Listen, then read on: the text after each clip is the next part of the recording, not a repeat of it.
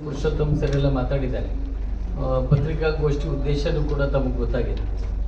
ಎಲ್ಲೋ ಒಂದು ಕಡೆ ಯಾವ ಪಕ್ಷ ದಲಿತನ ನಂಬಿಕೊಂಡು ಬೆಳೆದಿದೆ, ಯಾವ ಪಕ್ಷ 80 ವರ್ಷಗಳಿಂದ ಅದರ ಆಧಾರದಲ್ಲಿ ಇದೆ, ಆ ಪಕ್ಷಕ್ಕೆಲ್ಲ ಆಕ್ಸಿಜನ್ ಯಾವ್ದಾದ್ರು ಇದ್ರೆ ದಲಿತ ಸಮುದಾಯ.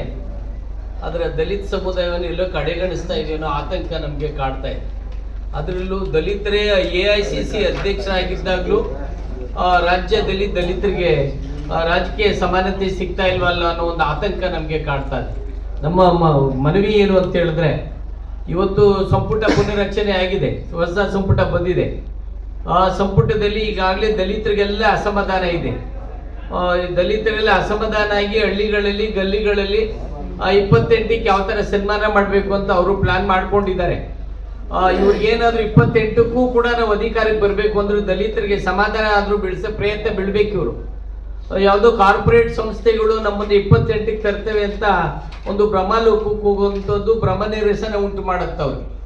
ಈ ಹಿನ್ನೆಲೆ ಒಳಗಡೆ ಇವಾಗ ಮಾದೇವಪ್ಪ ಸರ್, ಪರಮೇಶ್ವರ್ ಅವರಿಗೆ ಮುಖ್ಯಮಂತ್ರಿ ಅಭ್ಯರ್ಥಿ, ಮಾದೇವಪ್ಪರು ಮುಖ್ಯಮಂತ್ರಿ ಅಭ್ಯರ್ಥಿ, ಸತೀಶ್ ಜಾರಕಿಹೊಳಿ ಅವರು ಮುಖ್ಯಮಂತ್ರಿ ಅಭ್ಯರ್ಥಿ, KH ಮುನಿಯಪ್ಪ ಅವರು ಮುಖ್ಯಮಂತ್ರಿ ಅಭ್ಯರ್ಥಿ.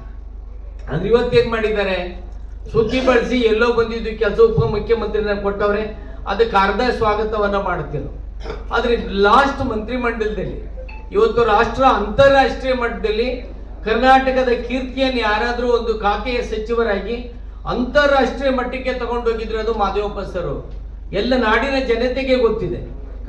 ಸಂವಿಧಾನ ಕುರಿತಂತೆ ಅಂತಾರಾಷ್ಟ್ರೀಯ ವಿಚಾರ ಸಂಕಿರಣ ಮಾಡಿದ್ದು, ದೇಶ ವಿದೇಶಗಳಿಂದ ಪ್ರತಿನಿಧಿಗಳು ಬಂದಿದ್ದು, ಅಂದ್ರೆ ದೇಶದ ಗೌರವ ಹೆಚ್ಚಿರುವಂಥದ್ದು. ಅದೇ ತರ ಅವರು ಸಮಾಜ ಕಲ್ಯಾಣ ಮಂತ್ರಿ ಆಗಿದ್ದ ಅವಧಿಯಲ್ಲಿ ಮಾಡಿರೋ ಕೆಲಸಗಳು ಕೂಡ. ಅವೆಲ್ಲಕ್ಕಿಂತ ಹಿರಿಯ ಮುತ್ಸದ್ದಿ ಅವರು ದಲಿತ ಚಳವಳಿಯಿಂದ ಬಂದು ರಾಜಕೀಯ ಮುಖಂಡರಾಗಿರುವಂಥವ್ರು, ಯಾವುದೇ ರೀತಿಯ ಅಪಾದ್ಯಗಳು ಇಲ್ಲದೆ ಇರುವಂಥವ್ರು.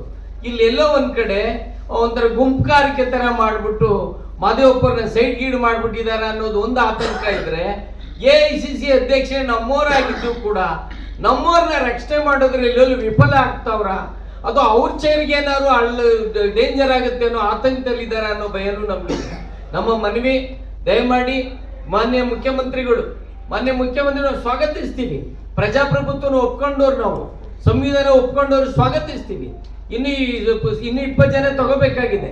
ಈ ಕೂಡಲೇ ಹಿರಿಯ ಮುತ್ಸದ್ದಿ ಆಗಿರುವಂತ ಮಾದೇವಪ್ಪ ಸರ್ ಅವ್ರಿಗೆ ಸಚಿವ ಸ್ಥಾನ ಕೊಡಬೇಕು. ಹಲವಾರು ಜನ ಇದ್ದಾರೆ, ನರೇಂದ್ರ ಸ್ವಾಮಿ ಕೂಡ ಇದ್ದಾರೆ, ಪ್ರಸಾದ್ ಅಭಯ ಕೂಡ ಇದ್ದಾರೆ, ಬೇಜಾನ್ ಜನ ಇದ್ದಾರೆ, ಕೊಡ್ಲಿ. ಇವತ್ತು ದಲಿತರನ್ನ ಏನಾದ್ರು ಇವರು ಸೆಟ್ ಅಸೈಡ್ ಮಾಡಿದ್ದೆ ಆದ್ರೆ ದಲಿತರು ಇವ್ರನ್ನ ಸೆಟ್ ಅಸೈಡ್ ಮಾಡ್ಬಿಡ್ತಾರೆ. ಇವರು ನಿರುದ್ಯೋಗಿಗಳಾಗೋದನ್ನ ಅವಾಯ್ಡ್ ಮಾಡ್ಕೋಬೇಕು ಅನ್ನೋಗಿದ್ರೆ ದಲಿತ ಸಮುದಾಯವನ್ನ, ಹಿಂದುಳಿದ ಸಮುದಾಯವನ್ನ, ಅಲ್ಪಸಂಖ್ಯಾತ ಸಮುದಾಯಕ್ಕೆ ಹೆಚ್ಚು ಒತ್ತನ್ನ ಕೊಡೋದ್ರ ಮೂಲಕ ಆಡಳಿತವನ್ನ ಮಾಡಬೇಕು ಅಂತೇಳಿ ವಿನಂತಿಯನ್ನು ಮಾಡ್ಕೊಳ್ತೀವಿ. ಈಗ ನಮ್ಮ ಮುಂದೆ ಮಾಡಲಿಲ್ಲ ಅಂದ್ರೆ ಏನು, ನಾವು ಮನವಿ ಮಾಡ್ತಾ ಇದ್ದೀವಿ. ಇದು ಯಾಕೆಂದ್ರೆ ಸಂವಿಧಾನ ಪರಿಭಾಷೆಯಲ್ಲೇ ನಾವು ಯಾವತ್ತೂ ಹೋರಾಟ ಮಾಡಿರುವಂಥದ್ದು. 74ನೇ ಇಸ್ವಿಯಿಂದನೂ ಕೂಡ ಮಾಡಿರೋದು ಅದೇನೇ ದಲಿತ ಚಳವಳಿ. ಸ್ವಾಮೀಜಿಯವರು ಘೋಷಣೆಯನ್ನ ಮಾಡ್ತಾರೆ, ಸಾಂಕೇತಿಕವಾಗಿ ಸಂದೇಶ ಕೊಡುವಂಥದ್ದು, ಹೈಕಮಾಂಡ್ಗೆ ಸಂದೇಶವನ್ನ ಕೊಡುವಂಥದ್ದು. ಯಾರೋ ಎದುರಿಸಿರುವುದು ಅಂದೇಟ್ಗೆ ಮಂತ್ರಿ ಪದವಿ ಕೊಡ್ತಾರೆ. ಮೌನವಾಗಿ ಸಂವಿಧಾನವಾದ ಭಾಷೆಯಲ್ಲಿ ಮಾತಾಡಿದವ್ರಿಗೆ ಯಾಕೆ ಪರಿಗಣಿಸಲ್ಲ? ಇಲ್ಲೇನು ಕೂಗಾಟ ಆಗ್ಬೇಕಾ? ಅಲ್ಲ, ಸಂವಿಧಾನ ಬದ್ಧವಾಗಿ ಕೇಳ್ಕೊಳ್ತಾ ಇದ್ದೀವಿ.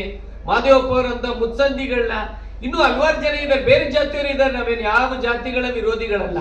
ನಮಗ್ ಬೇಕಾಗಿರುವಂಥದ್ದು ಜನಪರವಾದಂಥ ಜನಮುಖಿಯಾದಂಥ ಸರ್ಕಾರ ಆಗಬೇಕು.